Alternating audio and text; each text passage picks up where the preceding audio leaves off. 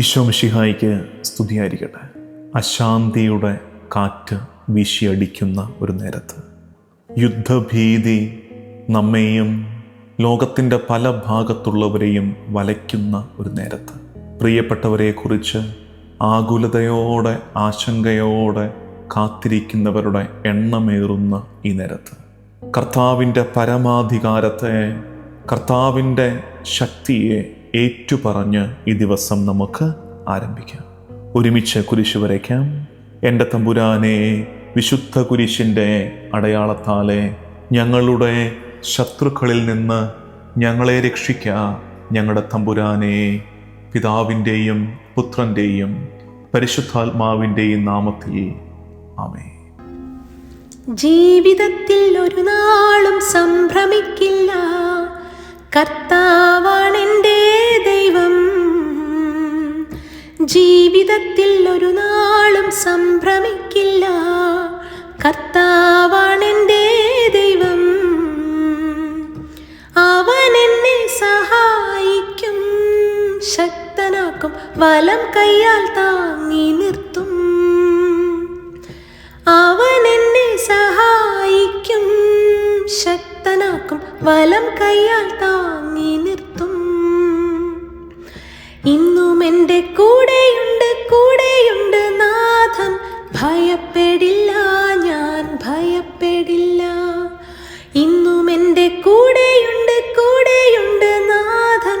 ഭയപ്പെടില്ല, ഞാൻ ഭയപ്പെടില്ല. സാഗരങ്ങളെ ശാന്തമാക്കിയോൻ ശക്തനായവൻ കൂടെയുണ്ട്. സാഗരങ്ങളെ ശാന്തമാക്കിയോൻ ശക്തനായവൻ കൂടെയുണ്ട്. സങ്കീർത്തനം 46, 9, 10, 11 വാക്യങ്ങൾ. അവിടുന്ന് ഭൂമിയുടെ അതിർത്തിയോളം യുദ്ധമില്ലാതാക്കുന്നു. അവിടുന്ന് വില്ലൊടിക്കുകയും കുന്തം തകർക്കുകയും ചെയ്യുന്നു. രഥങ്ങളെ അഗ്നിക്കിരയാക്കുന്നു. ശാന്തമാകുക, ഞാൻ ദൈവമാണെന്ന് അറിയുക. ഞാൻ ജനതകളുടെ ഇടയിൽ ഉന്നതനാണ്, ഞാൻ ഭൂമിയിൽ ഉന്നതനാണ്. സൈന്യങ്ങളുടെ കർത്താവ് നമ്മോട് കൂടെയുണ്ട്. യാക്കോബിൻ്റെ ദൈവമാണ് നമ്മുടെ അഭയം. സാഗരങ്ങളെ ശാന്തമാക്കിയവൻ, ശക്തനായവൻ കൂടെയുണ്ടെന്ന് വിശ്വസിച്ച് നമുക്ക് ഏറ്റുപറയാം.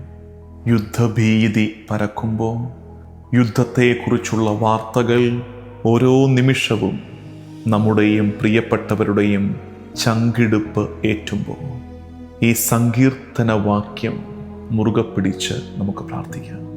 ഭൂമിയുടെ അതിർത്തിയോളം യുദ്ധമില്ലാതാക്കുന്ന കർത്താവിൻ്റെ അധികാരത്തെ നമുക്ക് ഏറ്റുപറയാം.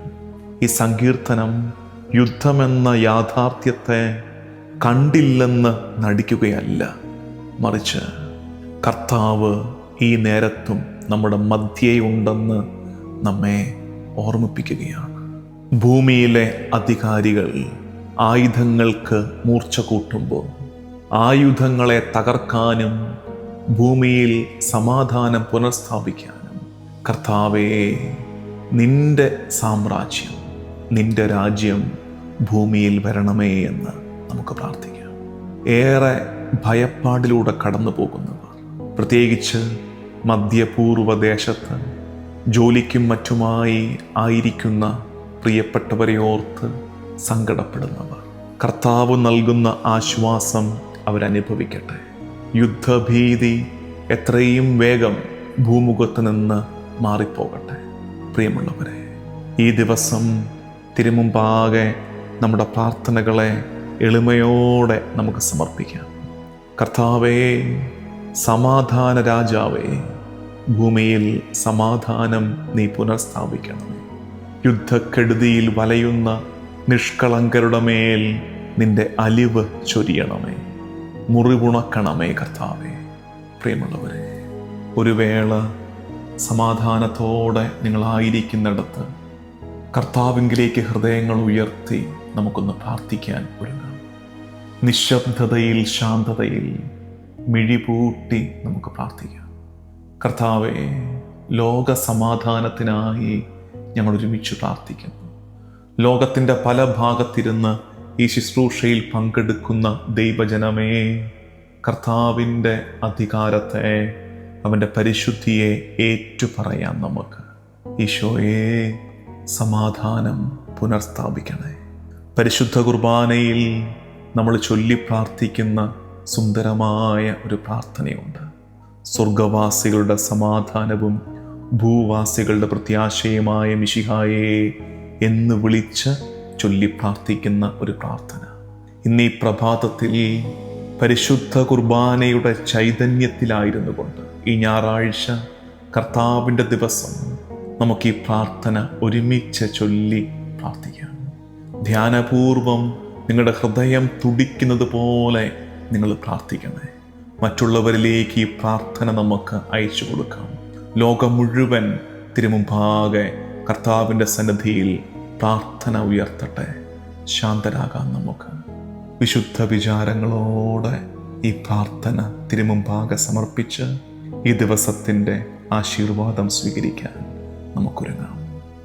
സ്വർഗവാസികളുടെ സമാധാനവും ഭൂവാസികളുടെ പ്രത്യാശയുമായ മിശിഹായെ, ലോകത്തിൻ്റെ നാനാഭാഗങ്ങളിലും വിശിഷ്യ പരിശുദ്ധ കത്തോലിക്കാ സഭയിലും നിന്റെ ശാന്തിയും സമാധാനവും പുലർത്തണമേ. സഭയെയും രാഷ്ട്രത്തെയും ഐക്യത്തിൽ സംരക്ഷിക്കണമേ. യുദ്ധങ്ങൾ ഒഴിവാക്കണമേ. യുദ്ധപ്രിയരായി ഭിന്നിച്ചു നിൽക്കുന്ന ജനതകളെ ചിതറിക്കണമേ.